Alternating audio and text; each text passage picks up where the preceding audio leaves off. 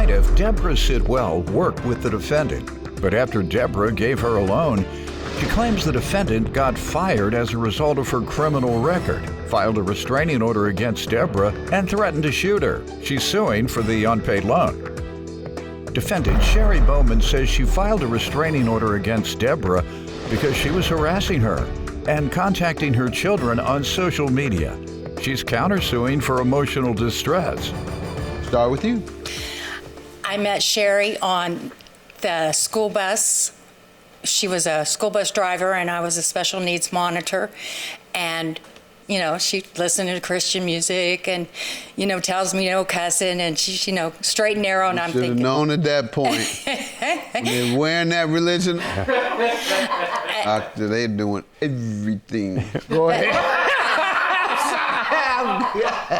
That's We, at that point, actually, we kind of hit it off. You know, both of us had a great sense of humor, and, you know, I was going through a lot.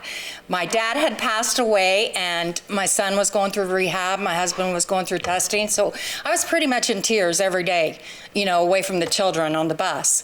And so I would talk to Sherry. She'd be like, "Woman, what's up with you?" And so I would tell her my problems, and so she warmed up to me. And then one day on the bus, she's crying and just having a really bad day. And I'm like, "Sherry, what is going on?" You know, I knew she was going through cancer. I knew her sister had died, and I knew she was going through a divorce. And then she tells me that her soon-to-be ex-husband had not paid the mortgage payment, which he was supposed to pay the mortgage payment. Well, let me stop you there because I had a little fun with that. You turned to the right place with your crisis. It's my experience and observation of others. When they turn to prayer, that prayer works with a sincere heart. So I didn't want to play with that and just leave it there, now that I know you had multiple crises in your life at the same time.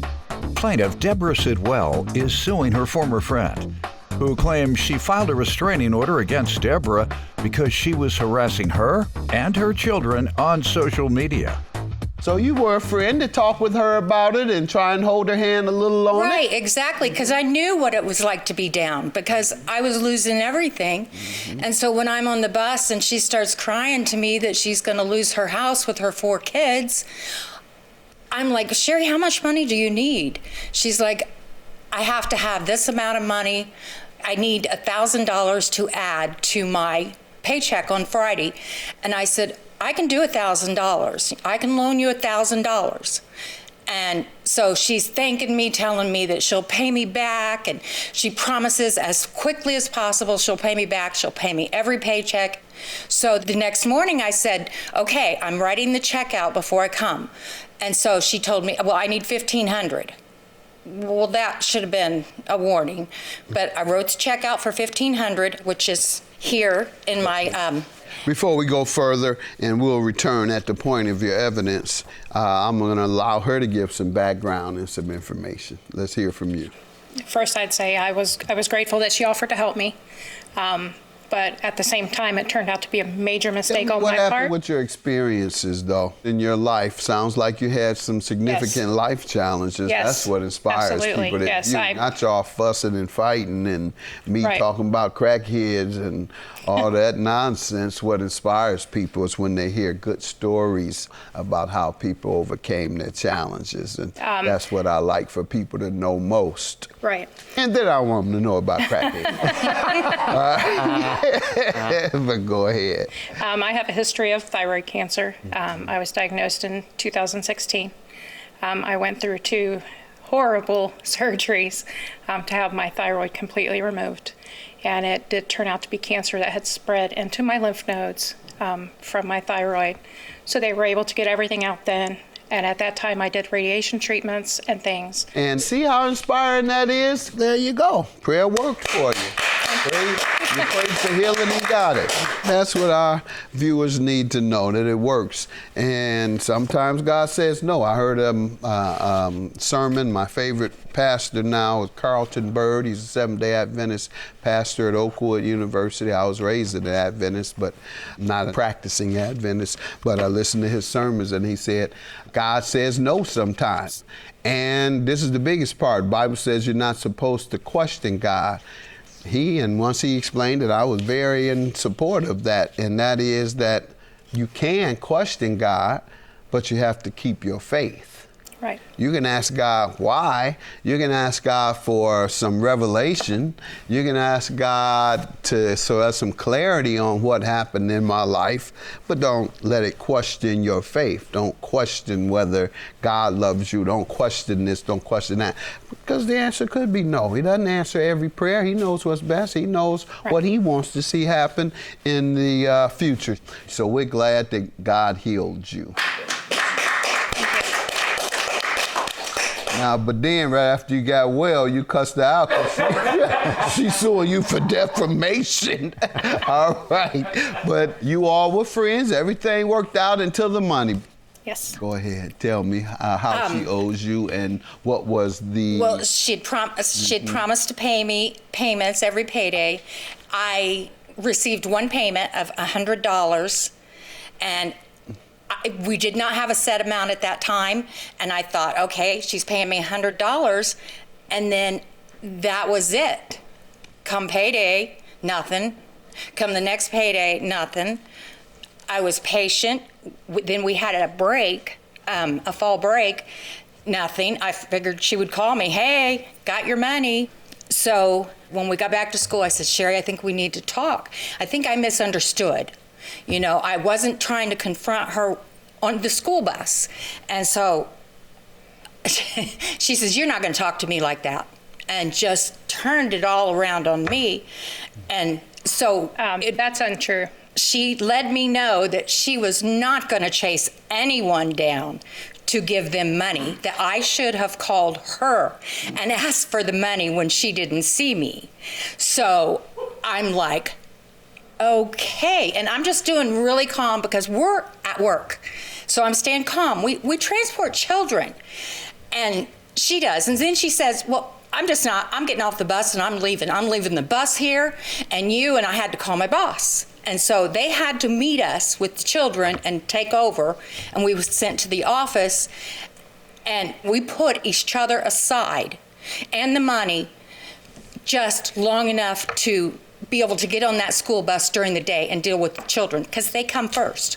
There you go. So in the meantime, she kept calling in sick. She kept making excuses not to show up to work. And finally, the office asked for FML paperwork because she was taking so much time off. She was given 30 days to get it. Mm-hmm. And in the meantime, when she didn't get the paperwork, she went to another place to get a job. Mm-hmm. And come to find out, she couldn't pass a background check. How do you know that? Judge, this is all just... It has nothing to do with the case. It's gossip and it's mess. Exactly. She can't pass a background test. How do you know? Because she has a felony.